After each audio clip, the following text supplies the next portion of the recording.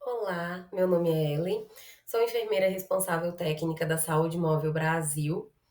Vim falar um pouco hoje sobre o Outubro Rosa, esse mês que é totalmente voltado para a saúde da mulher, do seu autoconhecimento, da sua autorrealização, do seu autoexame, de se conhecer melhor do que ninguém, de se tocar, de se avaliar, tá? Desse autoexame em frente ao espelho, na hora do banho, deitada, tá? Outubro Rosa.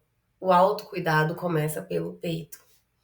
Bom, nada mais justo, nada mais importante do que começar falando por esse autoexame, essa autorrealização, esse autoconhecimento consigo mesma, esse elo que você, mulher, precisa ter com você mesma.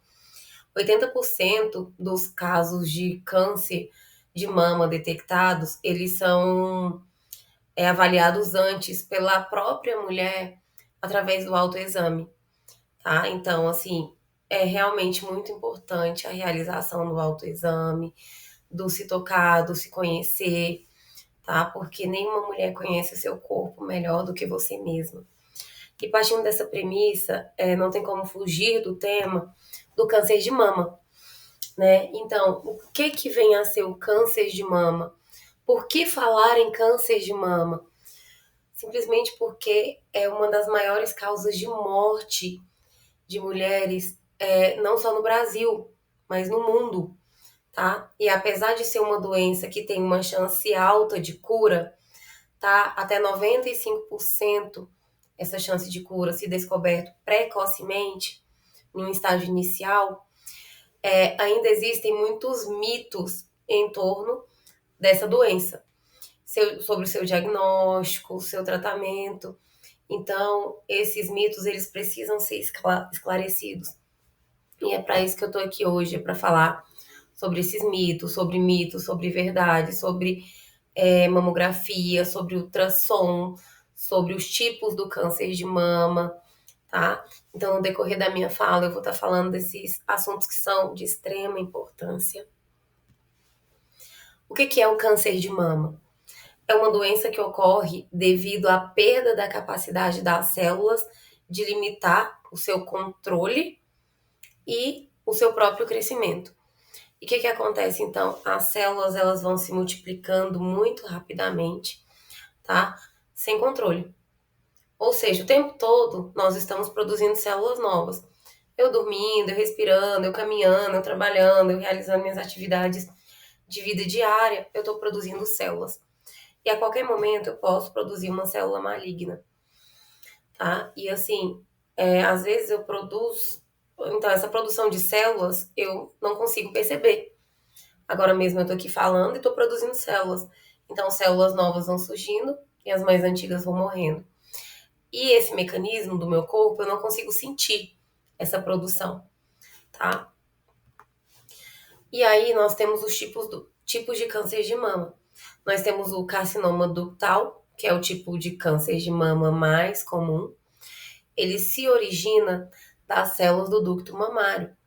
Nós temos o carcinoma lobular, que é menos comum do que o ductal, e tem origem nas células do lóbulos mamários. Além do ductal e do lobular, nós temos também o tumor, ele poderá ser in situ, que é dentro do local, contido no local, ou invasor.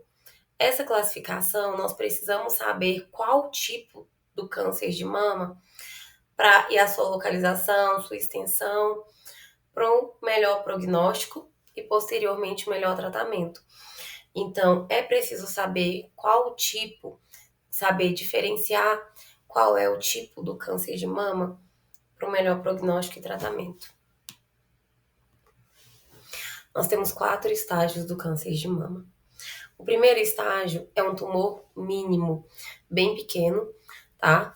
Que ele mede aí de 1,5 cm a 2 centímetros e ele não se espalhou para outras áreas, nem para as axilas, que nós também temos glândulas mamárias. Então, é um tumor que está de um tamanho mínimo, de em torno de 1,5 a 2 centímetros, tá? E temos, posteriormente, o estágio 2, que já é um tumor maior, que ele tem aí o tamanho de 2 a 5 centímetros, tá? Então, assim, ele vem aumentando rapidamente. No estágio 1, a gente tem um tumor de 2 centímetros, de 1,5, 2 centímetros. No estágio 2, nós temos um tumor já de 2 a 5 centímetros, então já é um tumor que dobrou de tamanho. Só que no estágio 2, ele ainda não se espalhou para a axila. Posteriormente, se esse tumor não foi detectado, não começou a ser tratado, nós vamos ter um tumor no estágio 3, que é um tumor já maior de 5 centímetros. Ele é considerado invasivo e nesse estágio, no estágio 3, ele já espalhou para a axila. Ele já está no estágio bem mais avançado, que já espalhou para a axila. E por fim, nós temos um estágio 4, que no estágio 4 ele é bem maior. Além de ter se espalhado para a axila, ele já está virando uma metástase. Ou seja, já está querendo invadir, já está invadindo outras células, outros órgãos. Aí nós temos os fatores de risco, que são fatores ambientais, fatores hormonais e fatores genéticos. Os fatores ambientais são aqueles que eu consigo controlar. Exemplo, obesidade, sobrepeso, sedentarismo, né? Então, assim, eu consigo dar uma modificada nos meus hábitos alimentares. Ah, eu consigo fazer uma atividade física, eu consigo fazer uma caminhada 3 vezes na semana, uma academia 2, 3 vezes na semana, ou uma corrida, ou um exercício que eu goste. Aí vocês vão e falam assim, ah, Ellen, mas eu não gosto de fazer nenhum exercício. Eita, mas infelizmente vou ter que aprender a gostar de alguma coisa. Por quê? Porque o corpo ele pede, tá? É preciso fazer, é preciso sair do sedentarismo, é preciso se autocuidar, se autoexaminar, é preciso essa conscientização. Hoje a gente precisa de conscientização, mas é uma conscientização consigo mesmo.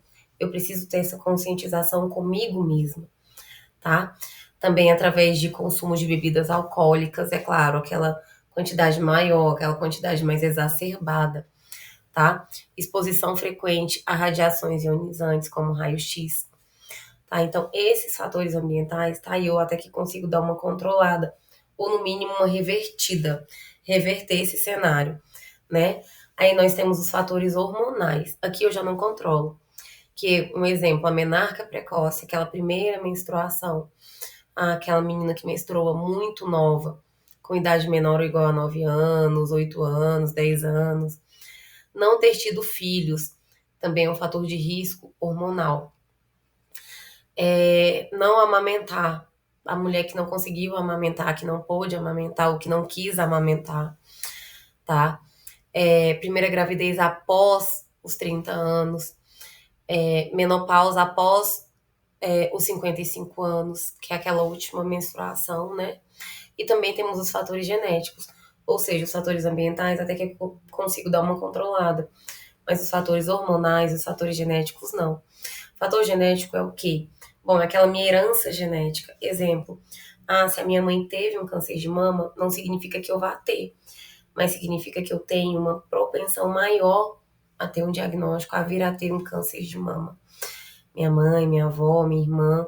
Então, se eu tenho aí parentes de primeiro, segundo grau que tiveram câncer de mama, eu tenho uma propensão maior a vir a ter. E nós temos o quê? Os sintomas, os sinais e sintomas do câncer de mama. Eu trouxe aqui 12 deles, tá? Que um deles é o endurecimento da mama. E aqui eu não falo só no período menstrual, não, porque no período menstrual é normal que a mulher tenha um endurecimento, que essa mama ela fique mais dolorosa, mais inchada, mais quente, tá? Então aqui eu tô falando fora do período menstrual. Então, o endurecimento da mama, o suco, sai um líquido, sai um fluido dessa mama, né? Um líquido da mama. E essa mulher não tá amamentando e do nada começa a sair um líquido da mama. Erosão na pele, começa a sair umas feridas, um caroço na mama. Vermelhidão e ardor, aquela mama que fica bem avermelhada, que tão avermelhada que começa a incomodar, a ficar mais doloroso, aquela mama mais dolorida. Um fluido desconhecido, que é o que eu já disse também anteriormente, os buracos, as feridas, né? Nódulo interno, poxa, eu toco, eu sinto aquele nódulo. a pele é mais engurgitada, tipo casca de laranja, aquela pele mais engurgitada. O mamilo retrovertido, introvertido, aquele mamilo que afunda, que entra para dentro do peito. Então, são sinais do câncer de mama. Uma veia mais crescente, mais estendida na mama, tá? E uma protuberância mamária.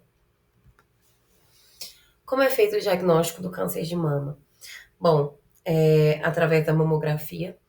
A mamografia ela é tão importante que ela detecta nódulos de tamanhos mínimos, 0,1 milímetro. A mamografia consegue detectar um nódulo de 0,1 milímetro. Aí nós temos também a ultrassom mamária, que é um exame auxiliar no diagnóstico da mamografia.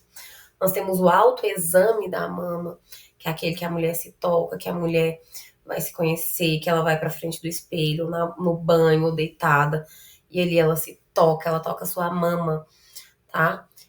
Através também, é claro, de acompanhamento com especialista. Bom, como detectar? Como eu disse, através da mamografia. E o que vem a ser essa mamografia? Qual a importância da mamografia? Bom, como eu disse anteriormente, ela detecta nódulos mínimos, que através da ultrassom não consegue ser detectado. Então, um nódulo de 0,1 milímetro é um nódulo mínimo, muito pequeno, que a gente não consegue sentir. Então, através da mamografia, a mamografia, através do exame da mamografia, é detectado. Então, quem vê cara não vê doença. Mulheres com idades maiores ou iguais a 40 anos precisa fazer a mamografia anualmente. Anualmente, pelo menos uma vez ao ano. Ah, mas eu fiz já tem 2 anos consecutivos, 3 anos e não apareceu nada. Mas é como eu disse, o tempo todo a gente está produzindo células. E a qualquer momento uma dessas células pode ser maligna. E quem vê cara não vê doença. Temos também a ultrassom da mama, ou da ressonância magnética. A ultrassom ela pode ajudar a determinar a presença de cistos. E a ressonância pode completar a mamografia e dar um resultado mais específico para mulheres com alto risco de desenvolver o câncer de mama. Aqui eu trouxe algumas fases do autoexame da mama, como a mulher pode se tocar, como ela pode se conhecer, né? Então, de pé, na frente do espelho, se observe, né? Levante a mão contrária, assim, coloque atrás da orelha e comece a se tocar, a se sentir, né? Ainda de pé em frente ao espelho, levante os braços, observe com o movimento alternado, o contorno, o mamilo, né? Dá uma olhada se não vai sair um líquido, se não tem um nódulo. Então, qual é a melhor forma? É a forma que a mulher se sentir mais confortável. Pode ser na frente do espelho, pode ser em pé, pode ser tomando um banho, pode ser deitada, tá? Então, a melhor forma possível, a melhor forma que essa mulher ela se sinta mais confortável consigo mesma, tá? Tem muitas mulheres que pensam que tem prótese de silicone, né? Que tem a prótese mamária na mama, que não precisa fazer mamografia. Ou que, eu vou fazer mamografia e vai doer demais, vai ter um risco de infiltração, de machucar, de explodir meu silicone. Isso é mito, tá, gente? Porque os profissionais que realizam a mamografia são profissionais que têm uma experiência muito vasta, que têm um conhecimento muito vasto. Então, não vai machucar, não vai infiltrar, não vai danificar a prótese mamária. E a mulher que tem prótese mamária também precisa fazer a mamografia. Porque ali tem células mamárias. Então, tem um risco. Precisa realizar a mamografia. Quem vê cara não vê doença. Existem possibilidades de cura? Com certeza. Como eu disse anteriormente, 95% de chance de cura, se descoberto precocemente. Tá? Quando eu falo precocemente, é no estágio inicial da doença. Tá? Então, vai ter um prognóstico melhor, um tratamento melhor e a chance de cura, com certeza, vai ser bem maior também. As oportunidades de cura do câncer de mama estão diretamente relacionadas ao estágio do câncer. Aqueles 4 estágios que eu falei para vocês. Estágio primário, secundário, terciário e o quarto estágio, quaternário. Tá? Então, está muito relacionado ao estágio em que é descoberto. Quanto mais avançada a doença, mais difícil será a chance de cura, mais complicado será o prognóstico e evolução da doença. A evolução da doença será muito rápida e o tratamento mais complicado. Então, quanto antes descoberto, melhor será o prognóstico, melhor será o tratamento e, posteriormente, a chance de cura, tá? Se detectado no início ali, precocemente, 95% de cura. Poxa, gente, é um número muito alto. É um número muito alto. Então, a gente precisa se conscientizar, a gente precisa se cuidar, a gente precisa ir atrás da saúde. Porque, infelizmente, quando os sinais aparecem, infelizmente, já vai estar em um estágio mais avançado. E estando num estágio muito avançado, só vai ter como tratar os sinais e sintomas de forma paliativa. Mas a chance de cura será mínima.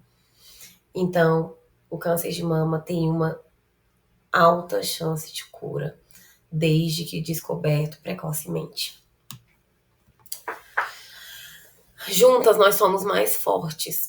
Uma mulher precisa se apoiar sempre à outra. Tenha conhecimento, tenha embasamento, tenha organização, tenha autoconhecimento, autorrealização, se conheça, se toque, seja realizada consigo mesma, se olhe na frente do espelho, se toque no espelho, no banho, deitada, sentada da melhor forma possível, mas se conscientize, porque quem vê cara não vê doença. E a melhor forma de prevenir doença é buscando os seus cuidados. É realizar mamografia anualmente, é realizar ultrassom mamária, tá? É se tocar. Mas, eu não tenho 40 anos ainda, eu não tenho familiares que tiveram câncer de mama na família. Tá, mas você tem glândulas mamárias, você tem células mamárias, então pode ser feita uma ultrassom mamária. Tem menos de 40 anos, ultrassom é indicada. Tenho mais de 40 anos, eu fiz exame 3 anos consecutivos, não deu nada, então o tempo todo a gente está produzindo células, tá? E uma delas pode ser maligna. Então, quem vê cara, não vê doença. Tenha um cuidado consigo mesmo, se cuide, se examine, se avalie, tá? Quem vê cara não vê doença. Bom, era isso que eu tinha para trazer, um pouquinho mais de informação em saúde. Espero ter esclarecido algumas dúvidas, tá? Desde já, então, pessoal, muito obrigada. E tchau, tchau!